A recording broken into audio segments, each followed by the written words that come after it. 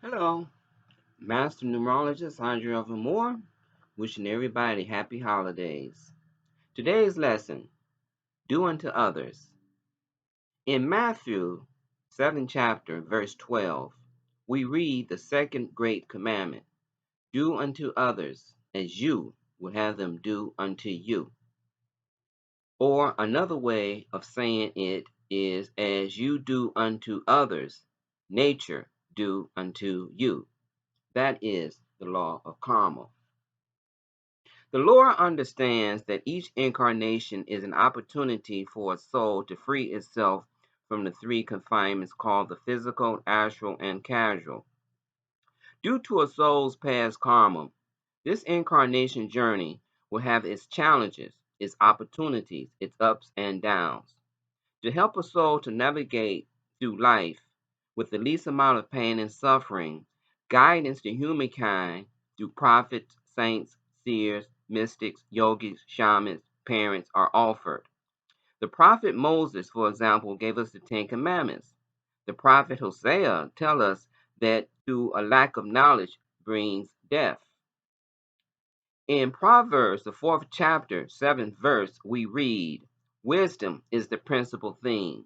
Therefore, get wisdom in all thy getting and understanding. The main objective of life is to gain insight and understanding of a soul, your soul. With proper knowledge of the soul, humankind will avoid many pitfalls. If we could follow the golden rule, which states, Do unto others as we have them do unto self, life will run smoothly as silk. This golden rule is our Heavenly Father offering us a way through this and future incarnations. It is most unfortunate that humanity embraces the revenge doctrine, an eye for an eye, tooth for a tooth. Jesus understood that these actions cast humanity into a pit of fire that brings it back to work out its karma until a soul learns that all life is sacred and that it is better to treat a person the same way it would like to be treated. Forgiveness is much more powerful than revenge. On Jesus' deathbed, he asked the Lord to forgive humanity, for they know not what they do. The scales of life measures out in equal proportions the actions of humankind. Good karma comes from understanding the law that guides you in choosing correctly. If a man smites your left cheek, then give him the right cheek to hit. One must practice forgiveness and not revenge. So, if someone do you wrong, don't turn around and do them wrong. That's what it means to give. If someone smites the left cheek, give them the next cheek to hit. No, it just means that forgive them and keep it moving because their unrighteous behavior will be melted out to them at some point in their life or future life. Okay? If someone do a wrong to you, don't turn around and do a wrong to them. Nature would balance that debt that that person owed. But if you turn around and bring harm upon another person, then you have incurred a debt that must be paid off at some future time. And those are some of the reasons why we find ourselves on the wheel of birth and death and rebirth because we got to pay our dues for every incorrect action or wrong actions that we've made or that we will make. Then we're going to have to experience that for ourselves so that we can learn not to do that in a future incarnation or in a future action. So it's trying to teach us the proper way of conducting ourselves. Okay? So forgiveness is much more powerful than revenge. So practice forgiveness and not revenge. Now, you are a magnetic being. You draw into your life that type of actions that you take. If you plant a good seed, you will receive a good harvest. What you put out must return to you. This is the cycle of life. You're magnetic. What you put out must come back to you. That's a law. You can't escape that. If you thinking negative thoughts, then negative reality is going to come to visit you. Whatever it is that you're doing, thinking, saying must return unto you. It has to be, life always tries to balance itself. Okay? So, reincarnation explains why some are born blind or born in a war torn country.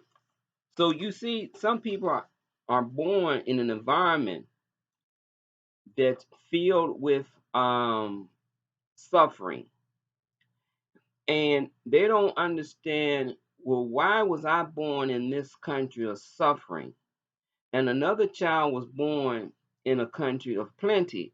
A lot of it has to do with the previous behavior. You have to experience what you put out. That's just the law. And if we understand the second commandment, do unto others as you have them to do unto you, then you will understand that it is better to forgive the person than to seek revenge upon the person. Okay? Because it's like, if you strike another person, you're actually striking yourself, because another person is a reflection of you, just like the soul is a reflection of God. And if I hit my brother, then at some point, someone's going to hit me, right? Now, I may not have that experience immediately. It may come 5 years from now or 10 years from now. And you might have forgotten about the incident that occurred 5 or 10 years ago. And then you find something befalls you in a negative way, and you say, well, God, why me? Well, it's like God has nothing to do with it. You are the captain of your ship. You are a Christ. You are a soul. You got to take responsibility for your actions, or nature is going to give you the hand that you gave it. It's going to return it right back to you. Everyone has to reap as they sow, good and evil. You plant a good seed, you get a good harvest. You plant an evil seed, you're going to have a negative harvest. That's just the way it is. So do unto others righteousness, and righteousness must return. It is the cosmic law of balance. For every wrong must be righted. The right actions come from understanding self. Once you get in touch with self, God will show you right actions, right thought. It's also right intentions. For example, let me give you a quick example. Let's say that there are two kingdoms. There are two kings. And in one kingdom, the king is acting malicious, killing the kinfolks, starving the kinfolks, and the people fleeing to the next country, to the next kingdom. And that king is sitting on his throne, and he goes and he talks to the people that's flooding into his country, and he says, well, what's going on? And they tell the king, well, our king is mistreating us. Our king is starving us, slaughtering us. So the righteous king go to talk to the unrighteous king and try to reason with the unrighteous king and say, well, listen, what you're doing to your people is wrong in my eyesight, and in God's eyesight. And your people is flooding into my country, putting a burden on my country and on my resources. You need to change your behavior. Well, the other king is saying, well, listen, this is my country and I'm going to do as I please. And the other king is saying, well, what you're doing is not pleasing to your people. And your people are fleeing into my country, putting a burden on my resources. So the unrighteous king saying, well, listen, I'm not going to change. And so the righteous king said, well, okay, then I'll meet you on the battlefield. The righteous king is fighting for righteousness. You understand the difference? It is okay to fight for righteousness, to stamp out unrighteousness. That's good karma. Once again, another illustration. When Jesus came into the temples and saw the people selling their wares, he took a righteous act by picking up the ass of a donkey, a wishbone, and he chased them out. Well, that was righteous behavior. You chase out unrighteousness. You understand? Now, on a personal level, you have to eradicate your unrighteousness, your evil, your negativity, your racism. You have to chase it out of you. You have to learn not to conduct that type of behavior, because if you don't chase it out of you, then it's going to come back to visit you. If you're a racist, then you're going to incarnate and you're going to have to experience racism. If you're a murderer, then you're going to have to reincarnate to experience what it feels like to get murdered. Until the soul finally understands that this is just a crazy game that takes me around and around and around and around. Let me stop this crazy game and let me start treating my brother and my sister with respect. The same respect that I would like for them to do unto me, let me do unto them. Okay? So, righteousness.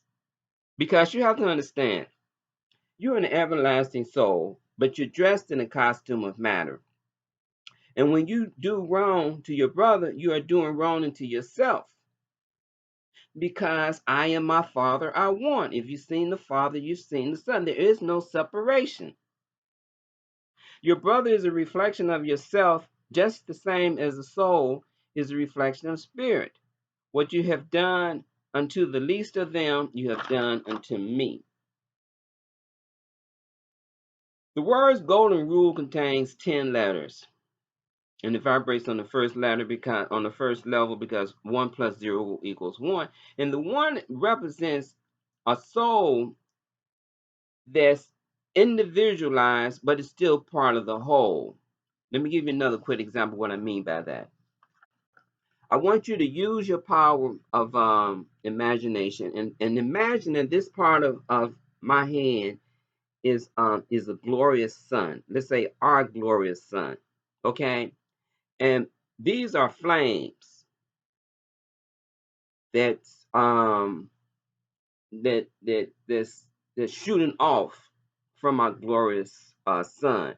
But take a good look at each flame. Each flame is different. You see, each flame is different. Each flame has their own individualized vibration. And there is the appearance that there is a separation between this flame and this flame and this flame and so forth. Well, these flames are souls. These flames represents you. You're different and you're unique, but all of us are still connected to the Son, to the Mother, to the Christ, to the Spirit. There is no separation. But each soul have their own way of expressing their Christhood.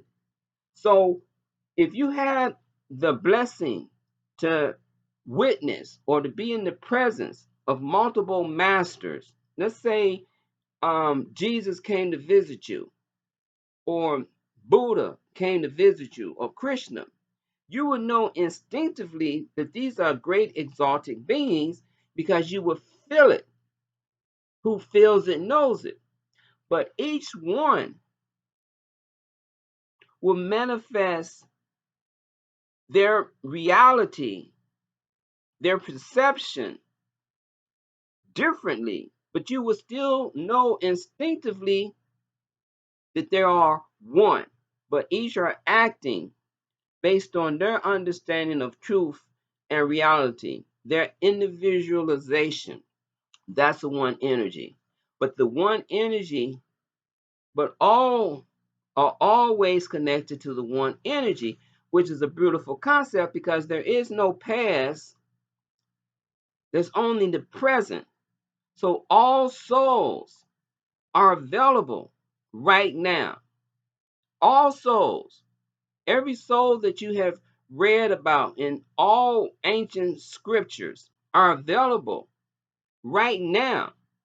Their vibration is available right now. See? And so they are available to assist you right now. Jesus is here right now. Krishna is available right now.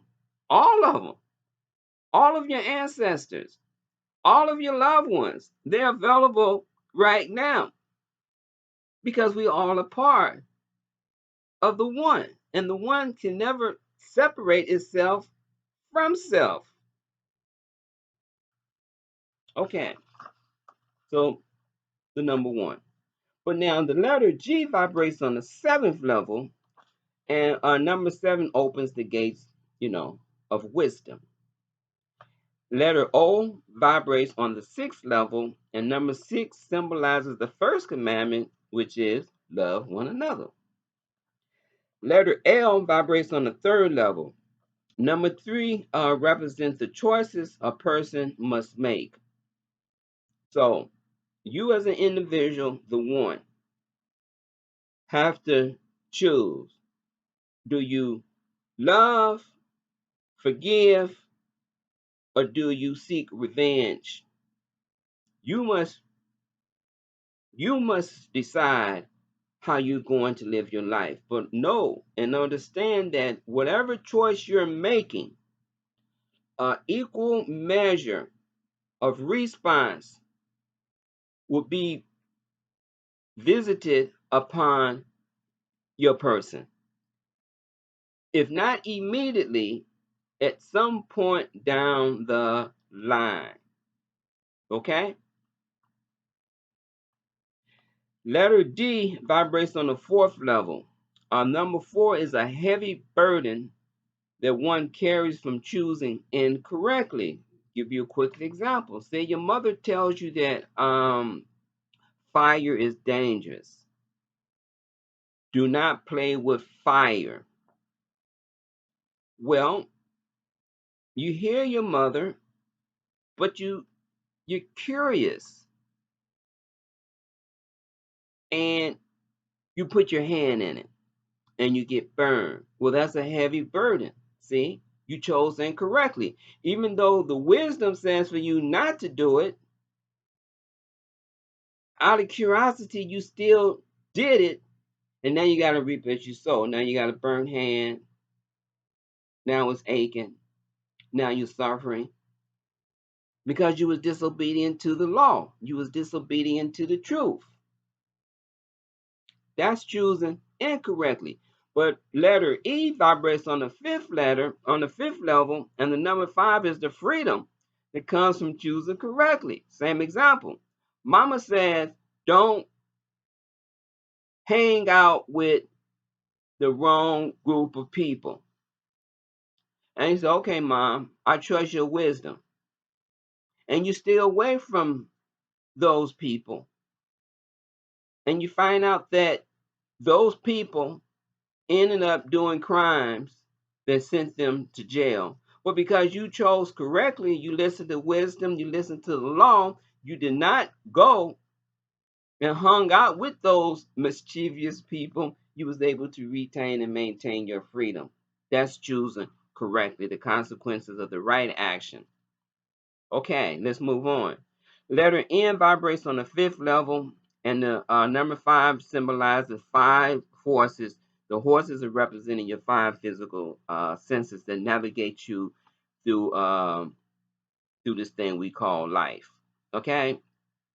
A letter R vibrates on the ninth letter, and number nine is a serpent of intuition that a soul rides on. So not only do you have your five physical senses that help you to navigate through this life, you also have your intuition, or you have your Christ. Okay?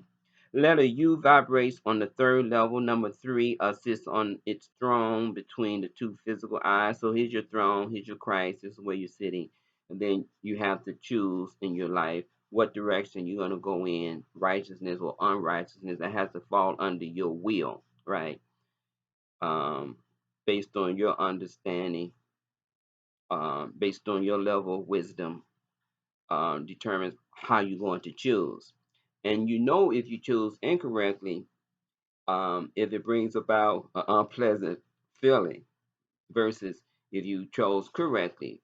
You know the difference between perhaps hugging someone or slandering somebody's name. Slandering somebody's name may initially make you feel good, but if that person, you know, hear about it, and then they may turn the tables on you and start slandering your name, lying on you, and then you're gonna have to read the repercussions of another person's actions, you know, misrepresenting you as an individual. So that's slander is incorrect behavior. Hugging someone or kissing someone is correct behavior. Your mother comes and she hugs you and she kisses you, you feel good about that, right? Another person, your father comes in, he's drunk, and he slaps you upside the head, right? That's pain and that's suffering. That's incorrect behavior from your father because he's under the influence of the alcohol, right? And he's not in control of one of his emotional self. So let's move on. So letter L vibrates on the third level, and number three is the perfect reflection of spirit, meaning that your spirit, your soul, you're the child. You got the father, the mother, and the child. You've seen the father, you've seen the son. So you're divine because you're part of the divinity. You're part of the Trinity, right? Father, Son, mother. All right. Letter E vibrates on the fifth level. Number five is the power of you inhale, you bring in life, you exhale. You procreate. You also have to eliminate, and you also have to circulate, right? Those are the five levels, right? So the number pattern for the golden rule is 7634559335, and it vibrates to the number 50, reduced down to number 5, the number of freedom. So God sent forth through his prophets the way out of this cosmic illusion, asking us to practice the golden rule. Do unto others as you have them do unto yourself. It frees you from the karma cycle that brings you back to Earth to burn off this cosmic illusion called Maya. So each right action brings you closer to your final liberation. Every incorrect action keeps you on the wheel of reincarnation. And so our objective is to try to get off of this wheel as soon as possible. And the way to do that is through loving each other and to act righteously. And you must learn more about righteousness of self through meditation and also through reciting one of the Lord's name called Japa. As you recite the Lord's name, it burns off your cosmic illusion. It allows you to see you. It allows you to see your son. It allows you to see that you are a Christ. And then you will start behaving more Christ-like, more godly-like. You will stand more for righteousness than unrighteous. You'll have greater wisdom to choose correctly once those veils of cosmic illusions are burnt off or lifted through japa, which is reciting the Lord's name, or through a meditation, or you can also have your veils lifted or loosened by reading writings of great um, teachers, masters, and yogis, and mystics, and shamans, because their words are alive, and you're alive. Their words are spiritualized, and their spiritualized words can help to invigorate and enliven you even more so. You understand? So that is one of the purpose of reading scripture, because when you read scripture, those prophets are not um in the past. When you sit down and read those prophets' words, they are there with you presently. Moses is with you presently. All the great ones are with you. And when you're reading their words, they're they are there to help you with a better understanding of those words, with a better consciousness of those words, with a better teachings of those words. They're not they're not in an ancient time, because there is no time, right? There's no time. That's just spirit. And spirit is always available. And that is a beautiful concept, meaning that you can tap into any great soul right now. Right now, they're available to you right now. So until the next video, I want everybody to keep your spirits high. And I believe on the next video, I'm going to talk a little bit more about why I think the sixth level is much more important right now than the seventh level. Right now, I think we need the sixth more than we need the seventh. Okay? I'm saying that we need love more than we need God right now. They say God is love and love is God. But right now, God is more difficult for us to grasp. The sixth level is what we need to embrace right now. And so I'm going to tackle that in my next video. So until then, peace.